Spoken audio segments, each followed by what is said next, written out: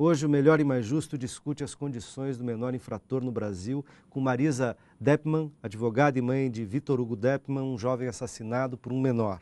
Ricardo Rezende, presidente da Associação dos Juízes Federais de São Paulo e Mato Grosso do Sul, Flávio Cardoso, advogado, e Tatiane Cardoso, advogada do SEDEC Interlagos, integrante do movimento 18 Razões. Nós estamos transmitindo ao vivo pelo portal tvt.org.br e também pela Rádio Brasil Atual FM. De um lado, temos centenas de cidadãos em formação, crianças, adolescentes, que muitas vezes têm seus direitos violados e trilham um caminho de violência. Por outro lado, como resultado dessa negligência do Estado, da sociedade, a gente tem vítimas. Cidadãos inocentes que perdem a vida ou que têm a vida dilacerada pela perda de uma pessoa querida. Quais as responsabilidades do Estado e da sociedade? E por onde a gente tem que ir? Aliás, era aí que a gente estava discutindo, né? Antes da gente de passar a palavra de novo para vocês, eu quero registrar que estou recebendo uma quantidade enorme de participações dos nossos ouvintes e telespectadores na internet, internautas, e eu vou fazer algumas que de algum modo têm a ver com esse ponto da nossa discussão, e as outras, se vocês me permitirem, eu vou pedir para a produção repassar para vocês, caso vocês desejem, vocês então entrarem e responderem às pessoas que estão perguntando. A Liliane de São Paulo, ela diz: respeito toda a dor da Marisa e gostaria que ela comentasse o que acha das execuções feitas por parte do Estado. O encarceramento em massa é a melhor saída? O que ela sugere?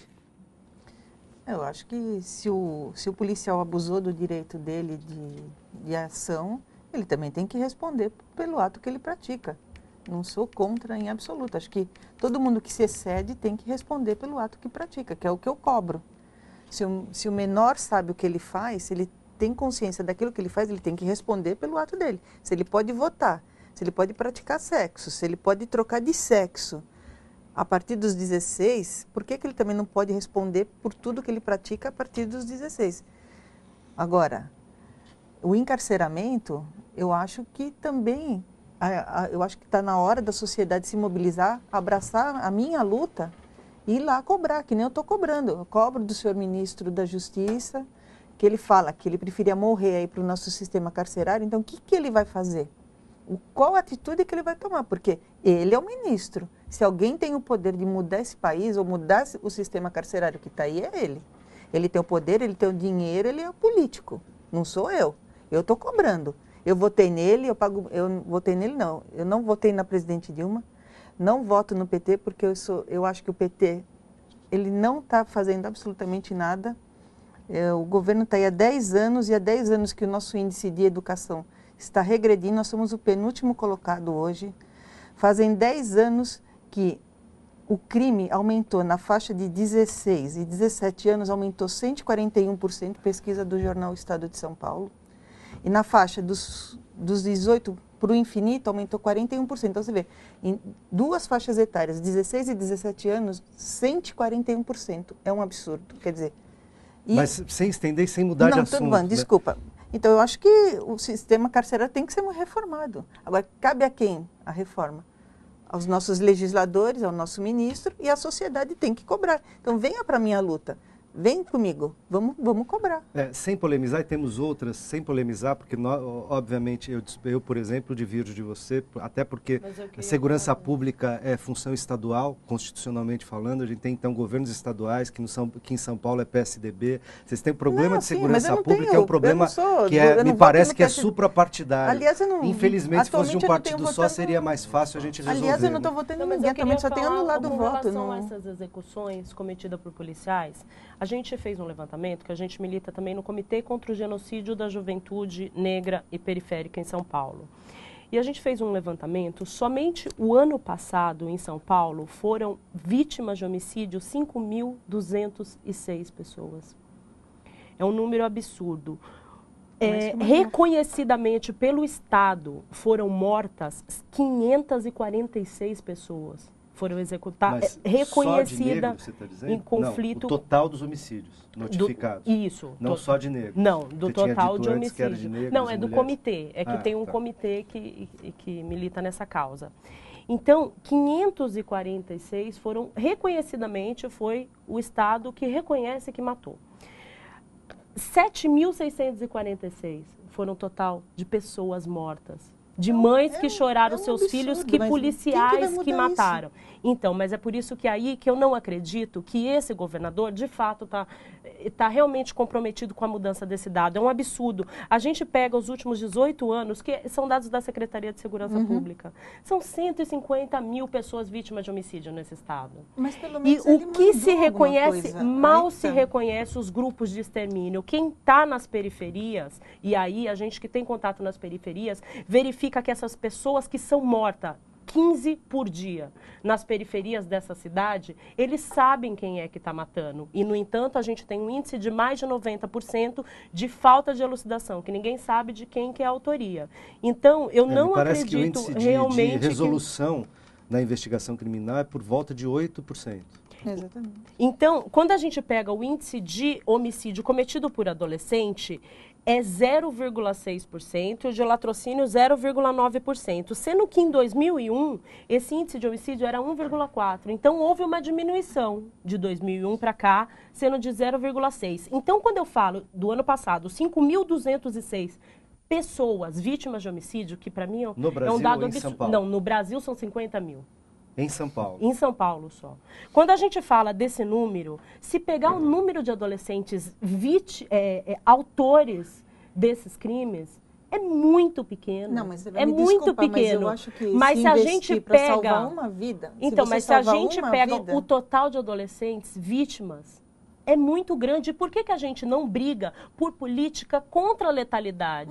A gente só briga por mais repressão, não contra a letalidade das pessoas. Mas aí que tá, eu não estou divergindo em nenhum momento do que você está dizendo. Eu acho que a gente tem que brigar por educação, por saúde.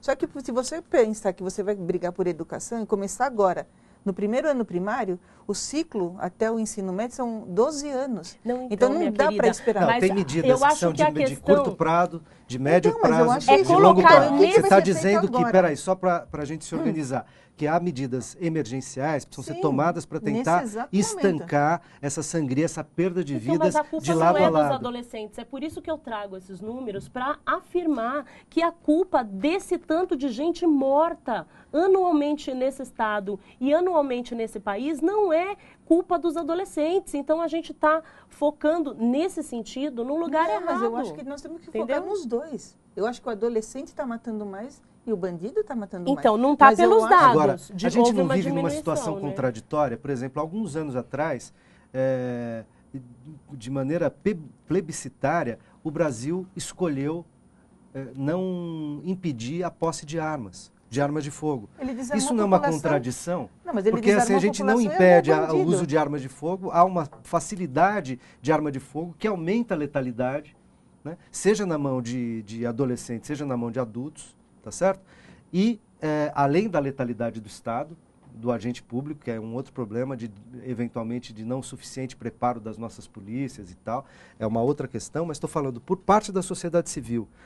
Como é que a gente defendeu, muita gente que defende a redução da idade penal, defendeu lá que as pessoas pudessem portar arma de fogo. Não é uma contradição? Eu posso portar arma de fogo, mas eu quero que reduza... Não, as pessoas então não devem portar arma de fogo. Mas você desarmou a população e você deixou o bandido armado. Não, mas você armou a população, você permitiu que ela se armasse. A propaganda que foi não passou, perdeu, não passou. Foi muito bem aceita nessa época da questão do desarmamento. Era que pública hoje é que está na mídia, o cidadão, é que está na grande mídia. O cidadão iria se desarmar e o bandido não iria se desarmar. Então isso foi vendido de uma forma... muito fácil, foi absorvida de uma forma muito fácil pela população. Exatamente. E se encaminhou. Deixa só uma coisa, o Maicon aqui está pedindo, Maicon Duarte de Pouso Alegre, está dizendo que a Tatiane menciona estatísticas em relação à reincidência, criminalidade dos jovens no ECA e dos prisioneiros do sistema carcerário. Gostaria de saber quais são as fontes da pesquisa, se for possível. Você tem as fontes aí? A própria Fundação Casa. Fundação Casa, isso, a Fundação Secretaria Casa, o Conselho Nacional de Justiça, Secretaria de Segurança Pública, Secretaria Flávio. de Justiça. Eu dizia o seguinte, aí a gente volta ao mesmo ponto, essa questão do desarmamento. Aliás, o da Fundação Casa, se ele quiser ver, está no site, só ir no site da Secretaria de Justiça do Estado de São Paulo, que foi de lá que eu retirei, inclusive. a questão do desarmamento, como a gente está falando aí, que foi elevada essa questão, nós voltamos ao mesmo ponto, que é a ineficiência do Estado em combater a criminalidade. Quer dizer, a população pode se armar? Sim, mas se a gente for ver o número de crimes que o cidadão de bem comete, sendo armado ou não, frente àquele que viola o Estatuto do Desarmamento e pratica o crime de porte ilegal de arma, né, nem se compara. Então, não é dizer que desarmou a população e armou o bandido. Não. O Estatuto proíbe a prática do crime de porte ilegal de arma. E mesmo assim ele existe. Mesmo assim vai-se numa feira do rolo e compra por R$50 uma arma raspada. Então, o problema é muito mais amplo. Isso, né? O buraco é muito mais embaixo e eu transporto isso para a redução da maioridade penal, que é o nosso foco aqui. A gente olhando todos esses exemplos, quer dizer, eu não consigo visualizar de forma alguma como poderia mudar esse panorama, simplesmente chegar lá e mudar um número. 18 para 16, acabou. Eu não vejo como. O problema é estrutural, não é pontual. Mas eu acho que não... E como separa? Como separa? A gente está encaminhando para o final do programa, gostaria de separar. Porque então nós temos medidas de curto, médio e longo prazo, medidas preventivas e medidas, digamos, repressivas. No campo judiciário, quer dizer, no campo da lei, baixar a maioridade penal é no campo legal e no campo das políticas públicas. Vamos tentar falar só de uma coisa, porque uma interfere na outra. A gente diz, olha, então não posso mexer na lei porque a estrutura é muito ruim, não adianta mexer na lei. Tá. Por outro lado, eu preciso fazer as políticas, melhorar as políticas públicas, e se eu melhorar as políticas públicas, talvez nem precise mexer na lei, porque aí 18 anos poderia até ser mais. Como encaminhar essa discussão sem tentar reduzir demais, se é que é possível? Não, mas eu acho que assim, a complexidade do problema. No primeiro momento, mexer no ECA, no sentido de que praticou crime hediondo, qualquer idade, praticou crime hediondo, ele responde com base no Código Penal, mas segregado, separado, mas não no sistema carcerário normal, numa prisão como para adolescentes. Para adolescentes, só que com uma segurança maior. Esse eu acho que seria o imediato, agora, já, nesse momento. O que vocês acham dessa proposta especificamente, para a gente tentar ser um pouco mais objetivo? Aí eu toco num ponto, Luiz, né, aproveitando o que a Marisa falou, que é um possível entrave jurídico a isso. Como nós sabemos, a imputabilidade penal ela está na Constituição, no artigo 228. Né? E a Constituição diz que os menores de 18 anos são inimputáveis, não irresponsáveis, né? Como a gente sabe. A partir dos 18 pode ser, dos 12 pode ser responsabilizado, mas penalmente só a partir dos 18. E nós temos dispositivo na própria Constituição que diz que direito e garantia individual constituem cláusulas imodificáveis, que não se pode mexer. Cláusulas pétreas. Chamadas cláusulas pétreas. E o Supremo já reconheceu que esses direitos e garantias individuais, eles não estão só no artigo 5º. O artigo 5º da Constituição traz a maioria deles, mas eles não estão só lá, eles estão também espalhados pela Constituição. Então, o primeiro problema para uma solução dessa é se posicionar. O artigo 228 constitui uma cláusula pétrea ou não? Isso é, ou seja, pode tem que se superar entraves constitucionais. Jurídicos. Mas eu acho que tem que levar mas como o Supremo não se manifesta em hipótese, né, ele teria que se manifestar em concreto. Um projeto de lei. Havendo a alteração constitucional, o Supremo se pronunciaria e diria se é possível, então, se não é possível. A partir de um projeto, de uma PEC. A partir de uma emenda constitucional. Ele não vai dizer, em teoria, lei, né? se... seria um projeto de lei, a mudança do ECA é um projeto de lei. Pelo que eu estou entendendo, o Ricardo acha essa sugestão da Marisa uma sugestão razoável como para do ponto de vista imediato. É exatamente isso que a gente está fazendo, né? Exercendo a nossa democracia aqui. Isso é um país democrático e a democracia tem que ser exercida.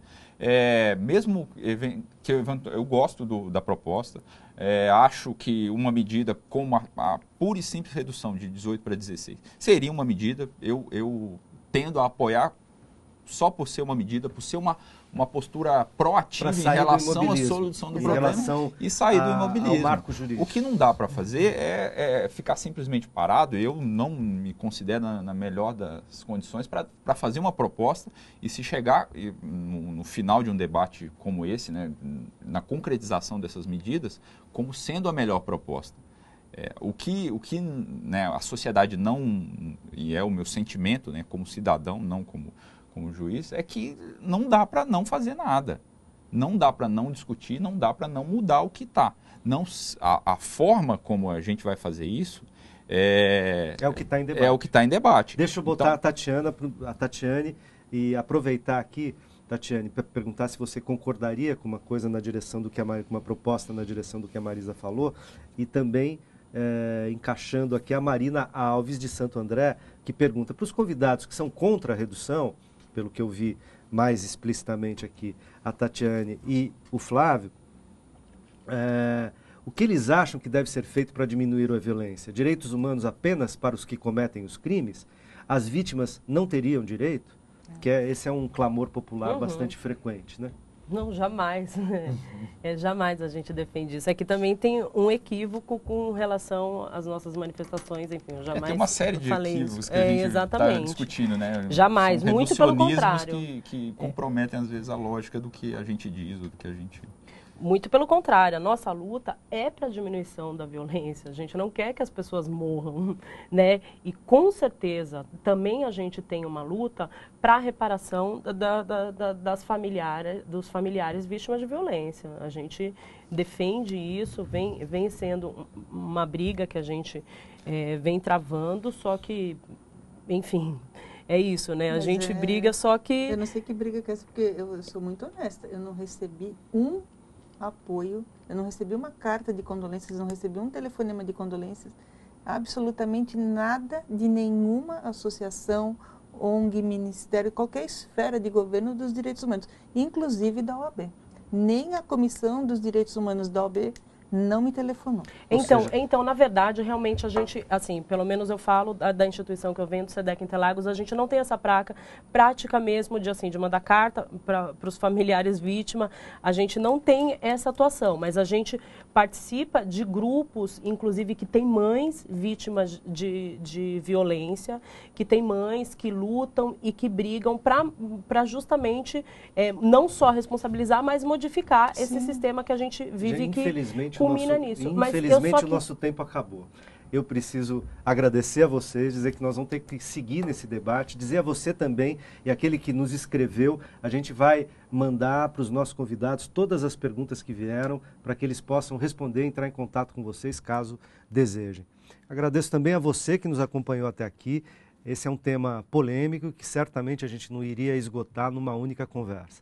Logo, o conteúdo desse programa estará disponível no nosso portal, onde você pode sugerir temas e rever outros debates que a gente já fez por aqui. Acompanhe a nossa programação também pelas redes sociais, facebook.com/RedeTVT, pelo Twitter, @RedeTVT e pelo canal 13 da NET, o NET Cidade. A gente se encontra na próxima quinta ou a qualquer momento pela internet.